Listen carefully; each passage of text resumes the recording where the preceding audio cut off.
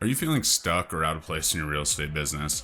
Well, I'm here to tell you that there's a lot of things changing. This has been a really stressful year with the commission stuff and with the slowdown in the volume and transactions.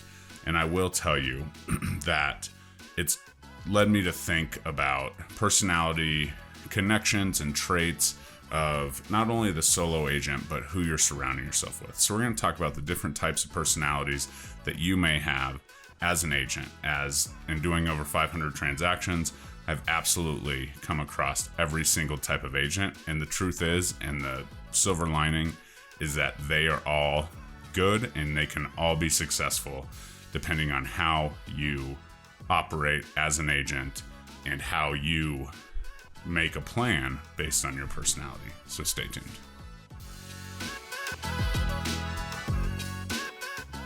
What's up, guys? Jeremy Kane, Real Estate Agent Playbook. So excited for this one, as obviously I am a psychology major from Colorado State University and got into real estate. So talking about personalities and human interaction and all the things as it relates not only to the science, but to, the sociology of it all as well is awesome. I typically put out videos all about building your business organically, the best way that you can possibly do it. I'm an expert in sphere of influence, among other business building ideas. And if you like what you hear, please like, comment, subscribe. But let's get into this one.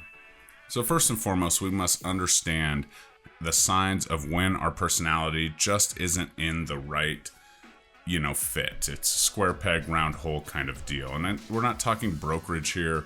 It's really about who you're surrounding yourself with, who your mentors are, who your leaders are, and who you're looking up to. Because so many times in this industry, people are told you have to go dial phones, you have to go knock doors, you have to be on social media, you have to be this, you have to be that. The truth is that there is not a specific have to in real estate, and that is the beauty of it. So obvious signs of, that you're not in the right place: constant frustration, lack of motivation, stress about income, feeling overall out of place. And when I really look at this, it's really about the people in your circle, right? You are the people you surround yourself with. You've all heard that stat of, your net worth is dictated by the 5 people you spend the most time with, and that kind of, outline. And so when we're talking about this, it's really important to understand. And the beauty of all of this is it's not about changing brokerages. This video is not about, hey, come join me or go join someone else. This video is all about how do we fix it, and are there other options out there for you? We must look in the mirror and figure out exactly what we are. Most of us know if we're introvert or extrovert. Most of us know if we're, detail oriented or huge visionaries, and obviously innovator or executor, right? Are you the idea person or are you the doer? And all of these kind of play into the different types of agents that I'm going to talk about below. But start to look at yourself and see, because we all know that we can't be happy and fulfilled and surround ourselves with the right people if we're not happy and, feel comfortable in our own skin.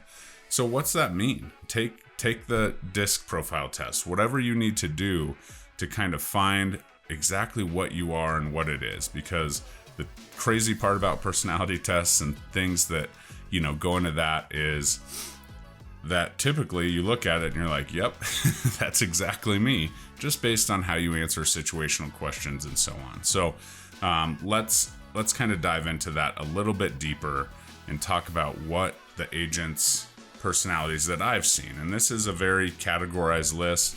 It doesn't, encapsulate every single little detail, but it definitely does encapsulate, the general idea of the types of agents that I've come across.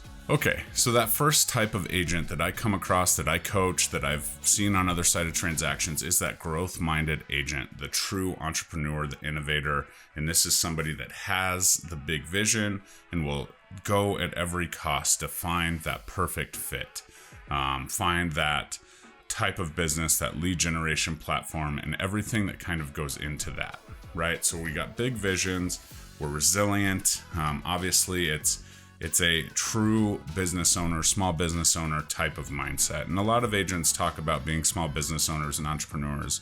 And I have trouble really seeing that across the board.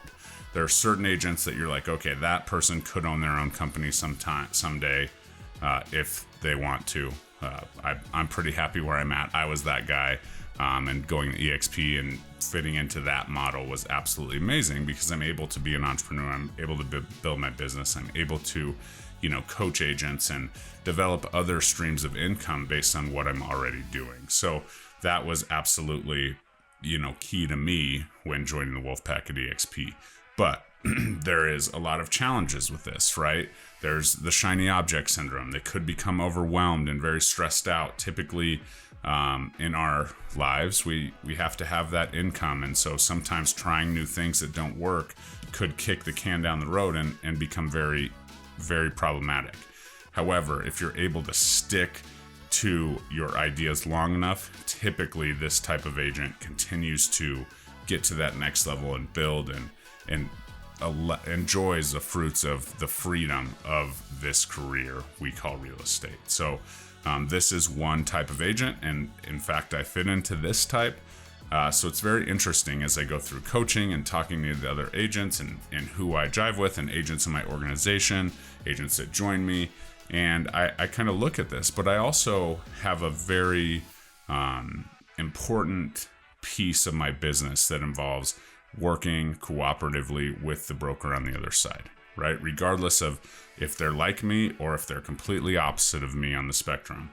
How do we get this deal done, and how do we not put our own personalities and our own egos, how do we check those at the door and get the job done? Because by the end of a transaction, from the start to the beginning, typically agents feel that I actually care about getting the deal done, which in my opinion is my job, for my client, not for the commission check.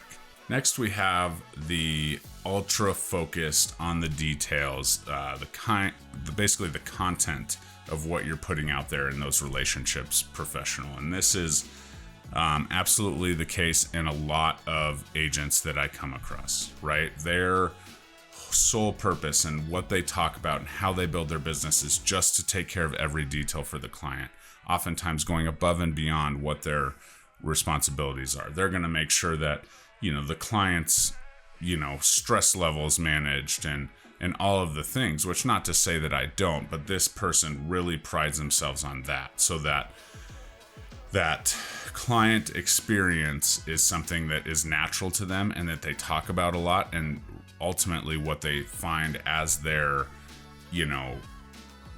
being. And once they get to that point, they're content. Now, typically they're anti-systems and processes to a certain extent. So they are really focused on every single, transaction and everything. It's not like, okay, this person's at this step, they get this email. It's completely an individualized experience across the board. Now, this is an amazing way to build a business, especially by referral, which I've figured out how to systematize and all the things. But this agent is extremely detailed in that. But they're also content in, selling 7 to 12 houses a year, typically, because that's all the energy they can, muster, because they're not willing to go to a systemized approach. And like I said, there's absolutely nothing wrong with any of these personality pieces of agents, but this one especially has that kind of detail-oriented piece versus the visionary of the entrepreneur agent. And so the challenges here is obviously they could struggle with the minute details. They're hitting every single task, whether it's 100% applicable or not, because that's exactly what they're doing. They build the individual task list for every client, for every transaction, for every home, and they're really on it. And these people are at training saying, when we're talking about what's working, they're like, oh, well, I just, talk about my client. I put my clients first, no matter what. First and foremost, I'm their representation. I am this. And the truth is, all agents are that. And definitely if they're realtors, they have that ethics, piece. But these people, you can just pick them out and you can tell, because they're content where they're at, and they absolutely love that client, agent to client relationship. And they're going to make sure every single one is unique. So obviously the next piece would be, it'd be really hard to scale, which we've already talked about a little bit. And so for this agent, what's this look like, right? Who do we need in our corner? Are we able to find somebody who has that vision to help us kind of actually systematize it? And those that do, get to 20, 30, 40 deals a year, absolutely. But typically these people also have, this other side of them that has them taking care of people in other duties in their job, whether they're mom, a spouse, caregiver for a parent, whatever that looks like. This, trait kind of carries over, as they all do, I think, because at the root of it, we're talking about our personality and what we like and what we are attracted to. And so that's what our output typically looks like. Agent 3 is the, employee-minded agent. And this is somebody who is, needs that leader, needs someone to give them direction. If you tell them to, go do this lead generation thing, they're going to take that, they're going to make it their own, and they're going to actually knock out every single task. They'll stop it, veering off the path a little bit. Typically they get into roles on real estate production teams where they learn what their duties are, whether it's a showing agent or, a negotiator or a contract to close person, or even, a listing agent on those teams, or the many other marketing, person, whatever it is. They find that and they actually stay in that role. This doesn't mean that they can't move through it. Typically the people that are a little more entrepreneurial will definitely move through and take advantage of their time on a team or in a system. Some brokerages are run like this, where it's like, okay, here's this lead generation platform. This is kind of your thing. Take it and run with it, right? They have floor calls. They have, Zillow leads. They have all the things. And so they kind of sometimes sort those out. And sometimes they don't, right? And this employee-minded kind of person who needs to know what to do, who needs their 40-hour a week filled up by someone else who has experience, typically is the agent that, sometimes will be on a team, but sometimes teams don't provide that structure, right? Sometimes there's all kinds of production type teams in real estate, because as they say, once you're a decent producer, you can start a team and you can start to leverage other people. And that's not what I ended up doing. That's not what I wanted to do.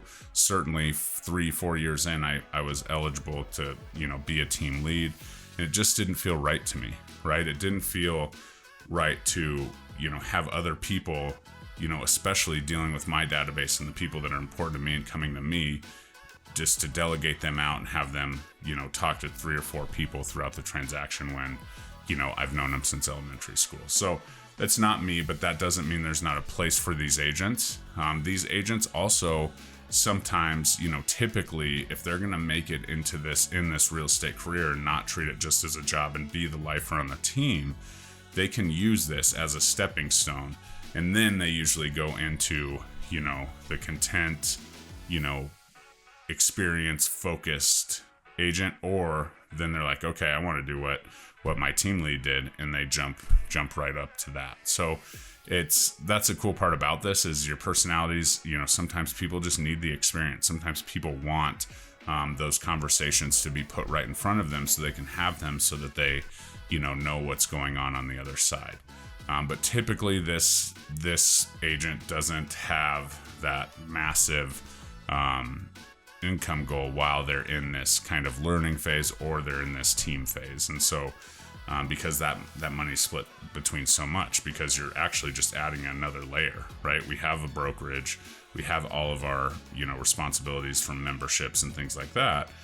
So if we have memberships and we have our brokerage and then we have a team, that commission check is split up a lot of different ways. So that's kind of where we're at with this one. I have heard people say that the only way to get into real estate is to join a team, and I couldn't disagree with that more. I have coached and helped agents go straight into the upper two, the detail-oriented agent experience kind of role, and the entrepreneur role, where you're looking for all kinds of different avenues for success, including taking care of your clients. That's a huge part of that one as well. But I just wanted to say that. And then finally, we have the new agent, right? Where you're in exploration, you're trying some things out. And the new agent is absolutely a time period, right? I once heard Andy Frisella on his podcast talking about the 2-year room and getting out of the 2-year room. And that's of utmost importance because it's kind of that, 2-year success cycle. We know that, something like 12 to 18% make it out of their first year and are successful in this career. And so these new agents, I think we go about it the wrong way. I think we pigeonhole them into certain pieces based on the brokerage, based on who they are. And that's why we're here, is to really talk about, okay, who do you align yourself with? And what if you are an entrepreneurial, minded agent and you're in a team or a brokerage that has a lot more oversight? That's like beating your head against the wall, and the options are endless, right? You can stay there. I often hear, oh, I love my broker. And the truth is that sometimes you love that broker because they're opposite from you, because their system and their model is different from what your personality and opposites attract, right? And so as we go, it's really important that you kind of look across the table and see who you're surrounding yourself with, right? And that's why the whole reason that all these masterminds have blown up, obviously because of Zoom and technology, but everyone wants to be in a mastermind. Everyone wants to, be in those calls. At the Wolfpack, we have 5 masterminds a week of different personalities where you can interact with people. And, regardless of if you are any of these type of agents, you can connect yourself. And I think the key piece, regardless of who you are, is to connect with one of these type of agents, whether it's in your network at a mastermind, whether you do join, a collaborative group like the Wolfpack at EXP or whatever. I think it's very important. And I think once you figure out your personality traits and so on, then you can start to look, okay, let's build my pillars around that. Let's build my pillars of business around my personality. And then once you do that, then it's easier to buy in. It's easier to get out of bed and continue to work. It's less concerning about what the market is and all the things. And, if the interest rates are going to come down or if the commissions are going to go away or whatever, because now you're focused on those business, pillars. And if you are, that detail, client experience oriented, content agent, you build those pillars based on that, right? You build your business based on your personality, and then you surround yourself with people that have different ones. And I think that's the sweet spot. So if you want to talk about this, like I said, this isn't about joining my group at EXP. If you want to talk about this, book a Realtor game plan call below.